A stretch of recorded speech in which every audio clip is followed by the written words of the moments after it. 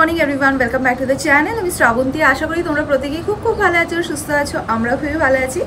Last ব্লগে তো তোমাদেরকে বলেইছিলাম যে এবারে দুর্গাপুজোয় রাজীব কলকাতায় থাকছে না, তো রাজীব এবারে পুজোয় ইউকেতে থাকছে। কেন কি রাজীবের অফিসের বেশ কিছু কাজ আছে, সেই জন্য ওকে এই সময় ইউকে যেতে হচ্ছে। তো আজকে রাজীব চলে যাচ্ছে ইউকে। তো এখন বাজে সকাল 6টা। ঘুম থেকে উঠেছি মোটামুটি আধ ঘন্টা হয়েছে। তো এখন যেহেতু দিন আবার সেই ছোট হয়ে আসছে, সেই জন্য সকালেও দেরি করেই শুরু হচ্ছে। তো 5:30টার সময় দেখলাম সেরকম আলো ফোটেনি, অন্ধকার বাইরে। তো যাই হোক, এই কিছুক্ষণ হলো আলো ফুটেছে। আর সকালবেলা দেখলাম যে টিপটিপ করে বৃষ্টি পড়ছে। রাত্রেও ভালোই বৃষ্টি হয়ে গেছে, পুরো মেঘ করে গেছে চারিদিকে। তো এরকম ওয়েদার দেখলে না আরও মনটা খারাপ হয়ে যায়। এক তো রাজীব এবছর দুর্গাপুজোয় থাকবে না, মানে এই প্রথম আর কি, মানে আমরা আলাদা আলাদা পুজোয় থাকবো, তার জন্য তো মনটা খারাপ ছিলই। আবার সকালবেলা ঘুম থেকে উঠে যখন দেখছি এরকম গ্লুমি ওয়েদার, তখন মনটা আরও খারাপ হয়ে গেল। আর আমার থেকেও বেশি মন খারাপ হচ্ছে ঈশান আর আরিয়ানের। আজকে রাজীবকে খালি আমি ভেবেছিলাম যে এয়ারপোর্টে ড্রপ করে আসবো, তো কালকে রাত্রিবেলা দেখছি ঈশান আর আরিয়ান বলছে যে বাবা আমরাও যাবো, তোমাকে এয়ারপোর্টে ড্রপ করে আসবো। তো রাজীব বললো যে আমি তো ভোর বেরিয়ে যাবো, তোদের ঘুমটা হবে না, তোরা বরঞ্চ ঘুমো। ঠিক আছে বাবা, কোনো ব্যাপার না। কিন্তু না, ওদেরও তো মনটা খারাপ, তাই ওরাও বললো যে না বাবা আমাদের ঠিক আছে, কোনো ব্যাপার না, ঘুমের দরকার নেই, তোমাকে আমরা ড্রপ করতে যাবো। তো এখন যাবো, গিয়ে রেডি হব। আর তার আগে রাজীবকে কফি দেবো। রাজীব বললো শুধু কফি দাও, সাথে আর কিছু দিও না। তো কফি খেয়ে তারপর রাজীবও রেডি হবে। যাই হোক, এখন তো 6টা বেজেই গেছে, আমাদের 6:30টায় বেরোতে হবে। তো চল বেরোই, তারপরে আবার কথা বলছি।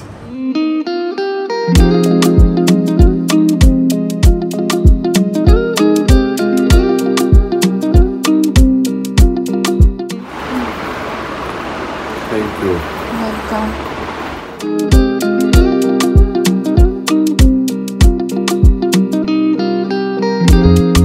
সো ফাইনালি আমরা রওনা দিয়ে দিয়েছি। আর বেরোতে না বেরোতেই আবার বৃষ্টি নেমে গেছে। তো আমরা ভেবেছিলাম বৃষ্টি পড়ছে মানে প্রচুর ট্রাফিক পাবো আর এয়ারপোর্টে পৌঁছতে দেরি হয়ে যাবে, বাট লাকিলি খুব একটা বেশি ট্রাফিক পাইনি। আমরা একদম রাইট টাইমে এয়ারপোর্টে পৌঁছে গেছি। তো এর আগে যতবারই আমরা 4 জনে একসাথে এয়ারপোর্টে এসেছি, আমরা 4 জনই একসাথে ঘুরতে গেছি। এই ফার্স্ট টাইম আমরা 4 জন একসাথে এয়ারপোর্ট তো যাচ্ছি, বাট রাজীব ভেতরে ঢুকে যাবে আর আমরা 3 জনে ফিরে আসবো। তো আমাদের থেকেও বেশি মনটা খারাপ রাজীবের, যেহেতু ও একা যাচ্ছে। তো একাতেই মন খারাপ, তার মধ্যে এরকম গ্লুমি ওয়েদার, তার জন্য আরও বেশি করে মন খারাপ হচ্ছে। যাই হোক, চলো রাজীবকে আগে ছেড়ে দিই, এয়ারপোর্টে তো এসেই গেছি, পরে আবার তোমাদের সাথে কথা বলছি।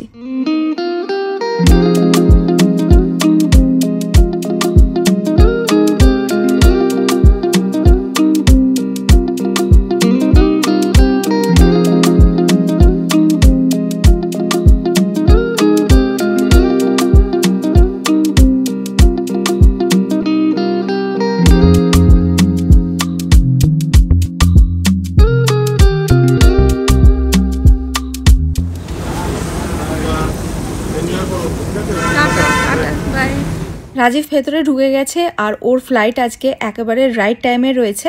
তো রাজীব আজকে এমিরেটসে যাচ্ছে। আমরা জানো তো ভেবেছিলাম রাজীবকে এয়ারপোর্টে ড্রপ করে এখান থেকে বাড়ি ফিরে যাব, বাট ঈশান আর আরিয়ানের মনটা ভীষণ খারাপ দেখে রাজীব আমাকে বললো যে ওদেরকে নিয়ে আগে যেন আমি ভালো কোথাও একটা ব্রেকফাস্ট করাই, তারপরেই যেন বাড়ি যাই।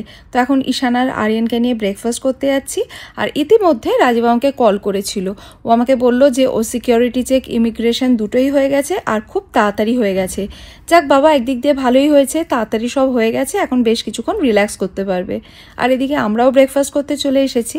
আর জানো তো, আমি আজকে রাজীবকে বলেছি ও যদি পারে তাহলে যেন ভ্লগ করে। যদিও জানি এটা রাজীবের জন্য ভীষণই ডিফিকাল্ট, বাট রাজীব আমাকে বলেছে যতটুকু পারবে ও ভ্লগ করার চেষ্টা করবে। আর রাজীব যদি ভ্লগ করে সেটাও আমি তোমাদের সাথে শেয়ার করব। জাস্ট এইমাত্র আমরা বাড়ি ফিরলাম, আর বাড়িতে ফিরে না বাড়িটা পুরো খালি খালি লাগছে, যেই তো রাজীব নেই। তো রাজীবের সাথে জাস্ট একটু আগেই কথা হলো, রাজীবের ফ্লাইট একদম রাইট টাইমে টেক অফ করেছে। তো এখান থেকে তো দুবাই যাবে, দুবাই থেকে আবার কানেক্টিং ফ্লাইট আছে লন্ডনের জন্য। তো আমি ঈশান আর আরিয়ানকে বললাম একটুখানি ফ্রেশ হয়ে ঘুমিয়ে নিতে, যেহেতু ওরা কালকে অনেক রাত অবধি জেগেছিল, আবার আজকেও অনেক ভোর উঠেছে। তো আমারও বেশ কিছু কাজ আছে, আমিও ভাবছি কাজগুলো করে একটুখানি ফ্রেশ হয়ে আমি একটু ঘুমিয়ে নেব। কলকাতা থেকে রাজীব ফ্লাইটে উঠে পড়েছে, দুবাই পৌঁছে তোমাদের সাথে কথা হবে। সো রিচড দুবাই নাও। এরপরে কানেক্টিং ফ্লাইট হচ্ছে 2 ঘন্টা 2.5 ঘন্টা পরে। তো এখন দেখা যাক, উইল ওয়েট অ্যান্ড সি কী করা যায়। যাই হোক, ছোটো ছোটো ভিডিও হবে, ছোটো ছোটো ভিডিও শ্রাবন্তীকে পাঠাবো, সো দ্যাট ও এটা ক্লাব করতে পারে। তো বাই, আবার পরে যখন সুযোগ পাবো তখন ভিডিও করে সেভাবে পাঠিয়ে দেবো। এটা পারফেক্ট হচ্ছে না আমি জানি, কারণ অনেক ভালো করে, কিন্তু আমি আস্তে আস্তে ট্রেনিং নিচ্ছি আর কি। So hopefully will like it. So মোটামুটি আমাদের সব কিছু কমপ্লিট হয়ে গেছে। এবারে লাউঞ্জে বসে আছি ফর সাম টাইম, কারণ এখনও ফ্লাইট ছাড়তে আনাদার 2 আওয়ার্স মতো বাকি আছে। সব কিছু কমপ্লিটেড। তো এবার looking forward to heading towards London. I don't know how it's shaping, but যাই হোক, ওয়াইফ বলেছে তাই করতে তো হবেই, তাই জন্য ট্রাইং মাই বেস্ট। এবার বাকিটা ইউ ক্যান কমেন্ট যে ঠিক হচ্ছে না ভুল হচ্ছে। Thank you. So speak to you soon again. Bye. লন্ডনে ফ্লাইটের টাইম হয়ে গেছে, তাই ফ্লাইট বোর্ড করার জন্য রাজীব এখন গেটের দিকে যাচ্ছে। আর রাজীব কিন্তু বেশ সুন্দর ব্লগিং করছে, তাই না? মানে খুবই ন্যাচারালি অ্যান্ড খুবই কনফিডেন্টলি ব্লগিং করছে। কি তোমরা কি বলো? তোমরা কিন্তু ডেফিনেটলি কমেন্ট করো রাজীবের ব্লগিং তোমাদের কীরকম লাগছে। আর হ্যাঁ, ডেফিনেটলি প্রেজ করো, যাতে এরকম ছোট্ট ছোট্ট প্রচুর ব্লগ তোমাদের সাথে শেয়ার করতে পারি। তো আমরা এখন চলে এলাম লন্ডনে ফাইনালি। আমি বলেছিলাম যে ওখানে আসার সময় ভিডিও করব, কিন্তু মুশকিল হচ্ছে যে ওখানে নেমেই প্লেন থেকে তারপরে ইমিগ্রেশন আর ওই পুরো জোনটাতে মানে ভিডিও বা ক্যামেরা একদমই বারণ করছিল আর কি। প্রথমে যখন শুরু করলাম তখনই বললো যে যাতে ইউজ না করতে। বিদেশ বিভুরে এসে এইসব ঝামেলা করা একটু ডিফিকাল্ট, আর আমি অতটা মানে স্বাচ্ছন্দ্যবোধও করি না এই ব্যাপারটা নিয়ে। বাট যাই হোক, এটা তোমাদের প্রমিস করা হয়েছিল বলে। তো হোটেলে চলে এসেছি আমরা। তো আমার কলিগ, আমার ভাই, আমাদের খুব ক্লোজ রজত এবং আমি আরও দুজনেই এসছি এখন এখানে। আমাদের এক্সিবিশন হচ্ছে 24 এবং 25। তো থ্যাংক ইউ। অনেকেই ফেসবুকে অনেকে আমাকে উইশ করেছে আমাদেরকে, so that we do a very good show there.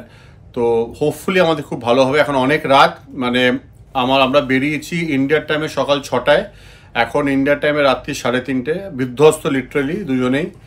R just তোমাদের রুম থেকে এসেই জাস্ট লাস্ট ভিডিওটা আমরা করে দিলাম, যাতে আপডেটটাও দিতে পারে।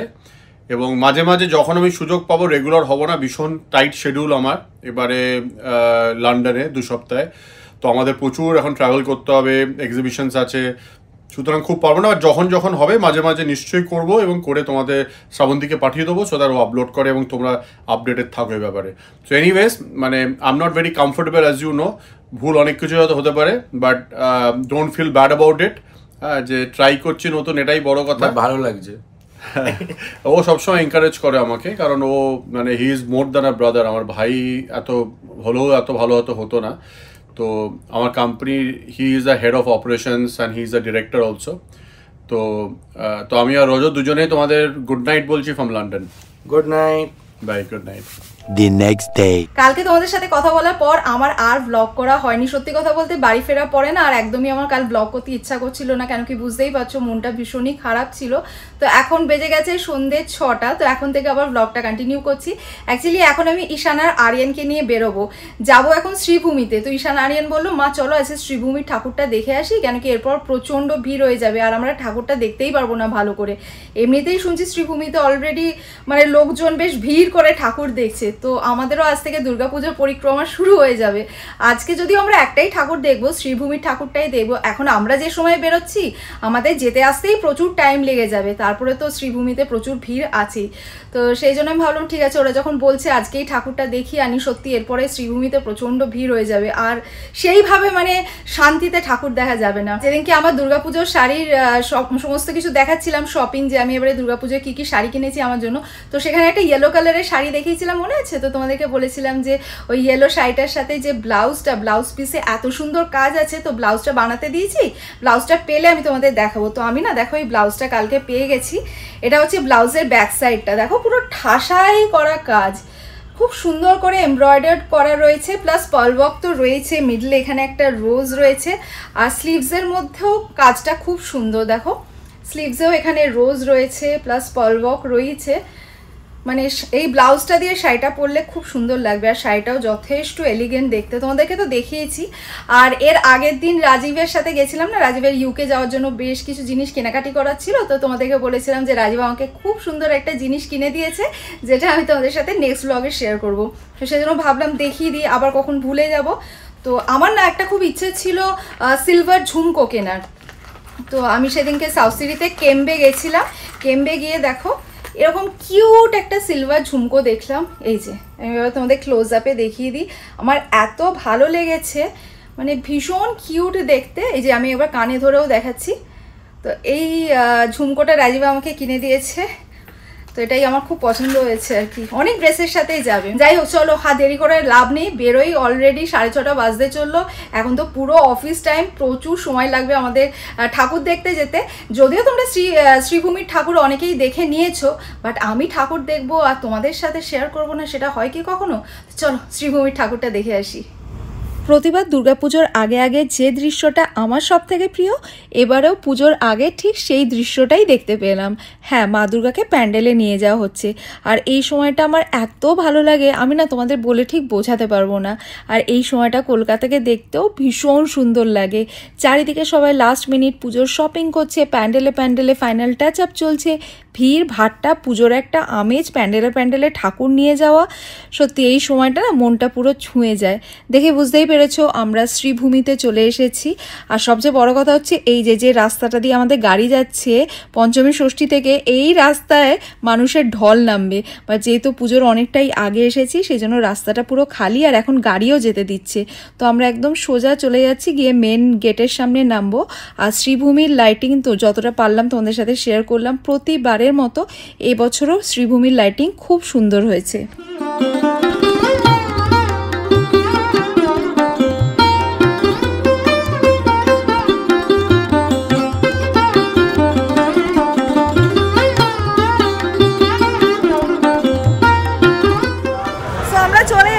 শ্রীভূমিতে আর যেমনটা এক্সপেক্ট করেছিলাম মারাত্মক ভিড়, বাট একটা জিনিস হচ্ছে গাড়িটা এই অবধি আসতে দিয়েছে, যার জন্য আমাদের খুব একটা বেশি হাঁটতে হয়নি।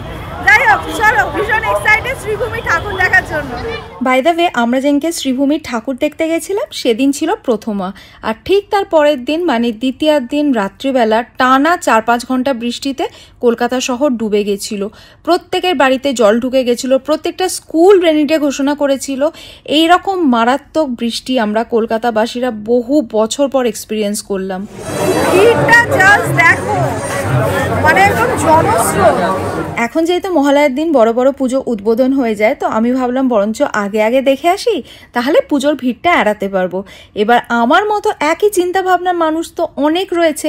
এবার ওনারাও একই চিন্তা ভাবনা নিয়ে বেরিয়েছে যে এখন গেলে প্রতিমাও খুব সুষ্ঠুভাবে দর্শন করতে পারবো, আর পুজোর সেই মারাত্মক ভিড়টাও এড়াতে পারবো।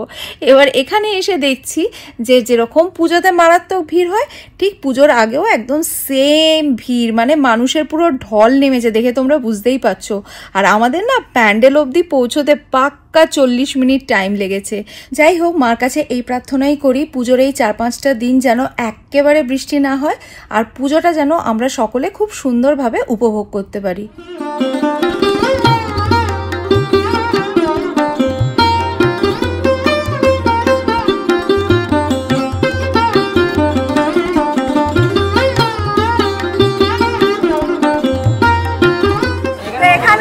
এক্সটেন্ডেড ফ্যামিলি মেম্বারের সাথে দেখা হয়ে গেছে।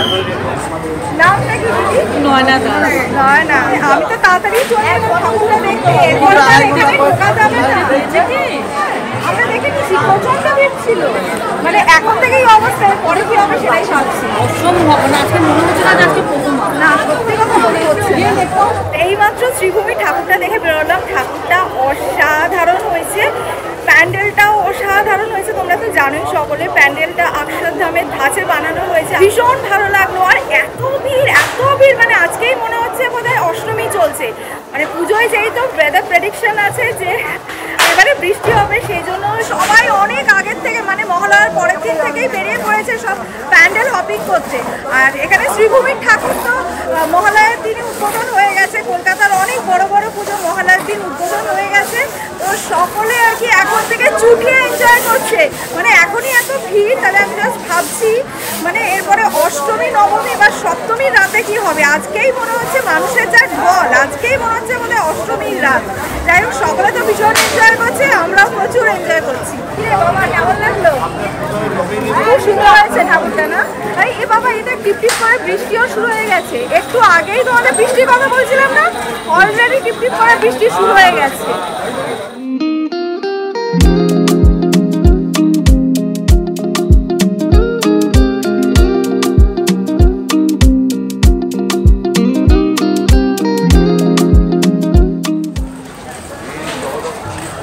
দুর্গাপূজায় ঘুরবো, প্যান্ডেল হপিং করবো, অথচ খাবো না। হয় কি এখানে প্রচুর খাবারের স্টল রয়েছে, বাট আজকে আর খাবো না, যেহেতু বাড়িতে গিয়ে খাবো। তো আপাতত আইসক্রিম খাচ্ছি।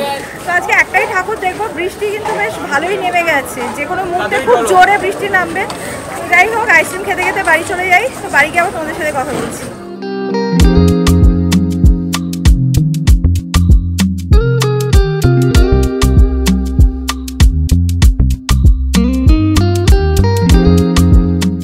শ্রীভূমি ঠাকুরটা দেখে গাড়িতে উঠেছি, কিছুটা দূর গেছি, আর পুরো একদম ঝমঝম করে বৃষ্টি। এমনিতেই তো ঠাকুর দেখে বেরোনোর সময় তোমাদের বলছিলাম না যে অলরেডি বৃষ্টি শুরু হয়ে গেছে, আর যদি কিছুক্ষণ দাঁড়াতাম তাহলে ওখানেই দাঁড়িয়ে ভিজে যেতাম আর কি। যাই হোক, শ্রীভূমির ঠাকুরটা তো তোমাদেরকে বলছিলামই ভীষণ সুন্দর হয়েছে। আর যে প্যান্ডেলটা হয়েছে সেটা হচ্ছে নিউ জার্সির যে স্বামীনারায়ণ টেম্পল, সেই স্বামীনারায়ণ টেম্পলের একদম আদলে হয়েছে। আমার তো বেশ ভালো লাগলো। আর কি ভিড়, তোমরা তো দেখলেই। মানে যেহেতু এখন মহালয়াতে বেশিরভাগ বড় বড় পুজো উদ্বোধন হয়ে যাচ্ছে, সেই জন্য মানুষ এখন থেকেই ভিড় জমিয়ে ঠাকুর দেখা শুরু করে দিচ্ছে আর কি। যাই হোক, পুজোর তো কটা দিন, দেখতে দেখতে হুড় করে কেটে যাবে।